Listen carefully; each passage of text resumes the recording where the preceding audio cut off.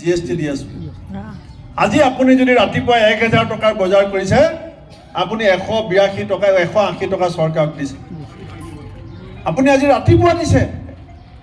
180 টকা চৰকাৰক যদি 1000 টকা বজাৰ কৰিছে আজি এই GST নামত আমাৰ পৰা নিয়া পইচাখিনিৰে চৰকাৰ চলে কিন্তু পইচা ক'ত খৰচ হয় 20 কোটি খৰচ কৰে অকল হেলিকপ্টাৰ চলোৱাত সেইবিলাক আমাৰ পইচা 120 কোটি খৰচ কৰে মুখ্যমন্ত্ৰী ফটো দি পেলাই এডভাৰটাইজমেণ্ট দিয়া আপোনালোকে চাব শিলচৰ টাউনত এইবিলাক এডভাৰটাইজমেণ্টৰ নামত খৰচ কৰে 120 কোটি আৰু হেলিকপ্টাৰ ঘূৰিবৰ কাৰণে খৰচ কৰে 20 কোটি আজি এনেকুৱা ধৰণে যদি অসম আজি 150 কোটি টকা ধাৰ যেটা 10 কোটি টকা তৰুণ গগৈ ডাঙৰীয়াই ধাৰ লৈছিলে এটা হিমন্ত বিশ্ব শৰ্মাই গগৈ ডাঙৰীয়াক দেশত দৰি সজাব বিচাৰিছিল এতিয়া 1.5 লাখ কোটি টকা ধাৰ হ'ল এতিয়া আপোনাৰ মূৰৰ ওপৰত 37,000 টকাকে ধাৰ আছে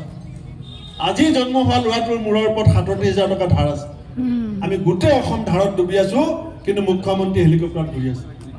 এতিয়া ৰাইজসকল এই কথাখিনি মই আজি বহুত আপোনালোকৰ পৰা শুনিবলগীয়া আছিল মোৰো ক'বলৈ মন আছিল টিভিত দি আছে মোক তলব কৰিছে তলব কৰা নাই মোক